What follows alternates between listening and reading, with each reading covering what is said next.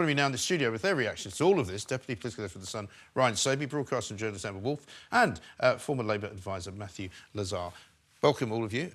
So today was this big kind of slightly bizarre launch of this big movement, which not so big as perhaps people thought it was going to be. I think there was only about 12 actual Tory MPs there. And not everybody who was meant to be there was there. I got an invitation to this thing a couple of weeks ago, and one of the four faces that was supposed to be speaking was Simon Clarke. And about one day later, he called for the assassination of Rishi Sunak, effectively, and he was off the agenda. So he wasn't there at all. He was now apparently positioning himself somewhere else. So it already got off to a pretty bad start, didn't it? Yeah, so you had Simon Clarke, who called for Rishi Sunak to go. And as soon as you call for Rishi Sunak to go, you're out the picture. Yeah. They don't want this to be about the current leadership. It's all about positioning after the next election.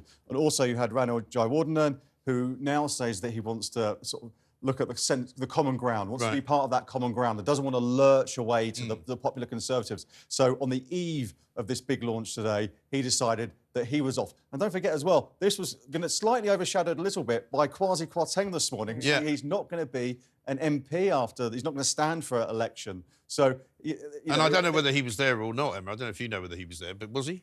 No, I don't think so. No, Kwasi, he wasn't there. He kept himself out of the picture. Right. I think he just wanted to send a reminder that, you know, you remember when you sacked me at 36,000 feet when I was going over the Atlantic? Yeah, I don't think that was quite a landing. Yeah, I think they were off each other's Christmas card list. No, exactly. But what is the point of the Conservative Party doing this? I mean, Liz Truss has always kind of aligned herself more with the sort of right-wing American market, hasn't she? She likes to go over to the States and make, you know, lots of statements and speeches about lowering tax and changing the economic growth model and all of that.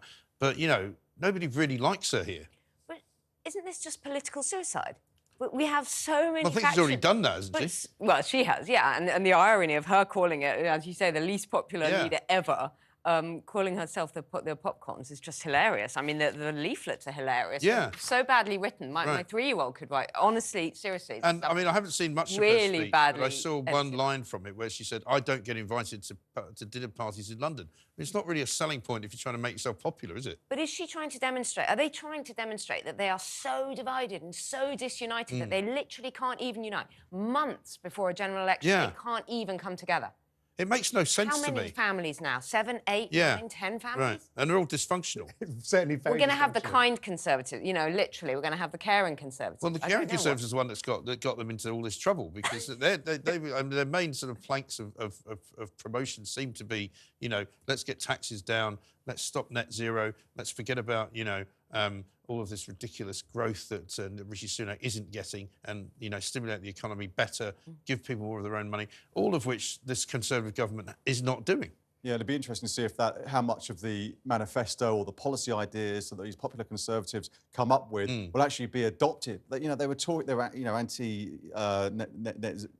anti-net zero, anti the European Convention of Human Rights, trying to come up with their own agenda. But again, it's where well, several people, including Alex Phillips, who's in Reform, was on this station today saying, you know, they've literally just cribbed everything from the Reform manifesto, and they didn't even really go particularly hard on immigration. No. Matthew, well, that's because there's a according to Nigel libertarian Farage, who I think was speaking there just before, he also said, I think that out of an hour and a half of speaking or something, they only spent a couple of minutes on immigration. Yeah, because I think, Liz Truss herself has actually historically got quite a libertarian streak. Mark Littlewood, the former boss of the IEA, as well as basically a libertarian. So actually, on immigration, secretly, quite a few of them are people who think that it's essential to a growth model. But there's a great line from today, which I think is the line of the day, which says, asking Liz Truss how to make conservatism popular, it's on The Spectator, is about as sensible as asking Paula Venables for lessons in management technique. Yes.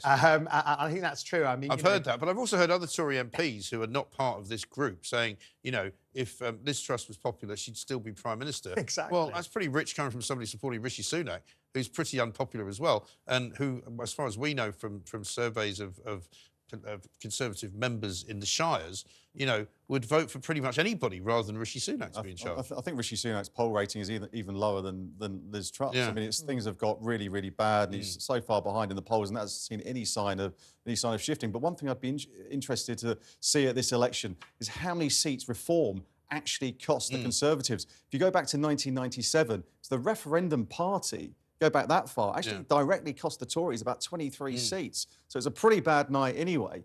I think they'll do well at the by-elections next week, and I think it's going to be a historically low turnout of the election because. OK, Labour people are very fed up. Labour people, you might not love Starmer, but they'll vote Labour. Who are the Tories? Who are Conservatives like us going to vote for? Yes. Literally, we have three horrible options. You vote for them, let Labour in. Yeah. You vote for Sunak and you get more of the same rubbish, or you don't vote at all, which I really dislike the idea of. Where do you vote? There are so many homeless Conservatives. I mean, in terms of the warring families, I think, you know, from my side of the fence, once you're talking about the party and the different families or factions, as we call them, within the party, you know you're in trouble because you're not listening to the voters, because you should debate about what the people want and not what the factions want. And I was listening to a couple of commentators this morning who were talking about how in a lot of polls at the moment, a lot of focus groups, people are not particularly anxious about any particular issue, but they're fed up. They're just fed up. Yeah. They just have had enough of the Tories. They're just like, they can't seem to agree on anything. You know, they say they're going to do one thing, they do another. Nobody knows where they are on net zero, really. Nobody knows where they are on taxation. But, you know, Jeremy Hunt says a different thing about every week. No one feels passionate about anything that Starmer's particularly said, though. I don't think anyone feels, oh, yes, this Labour policy is really setting me on fire. Right. A, he hasn't really announced many policies, and B, anything don't mention 28 billion. Anything he does announce, he then U-turns on. He's flip-flopped so many times on the 28 billion. If you're Labour, you'll vote Labour. Where we are. But does it show a confidence issue with Keir Starmer when it comes to the 28 billion? He's got a story to tell on that, whether it's green jobs, you know, improve the environment, you know, help certain energy corporation. Exactly, you know, rebuild certain communities. So exciting! I want to scream and go and vote. Yeah, this could be a real story of levelling up, but in fact, he's shying away from that.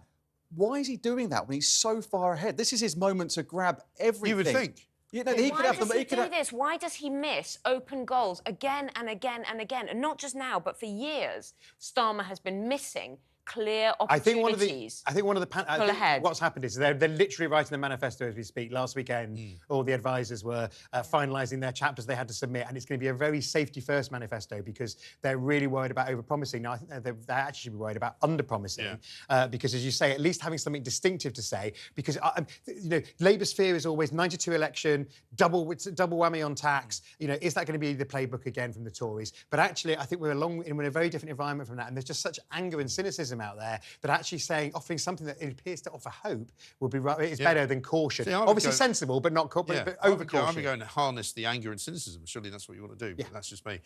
We'll see you guys very soon after this. You're watching the irrepressible independent Republican Mike Graham.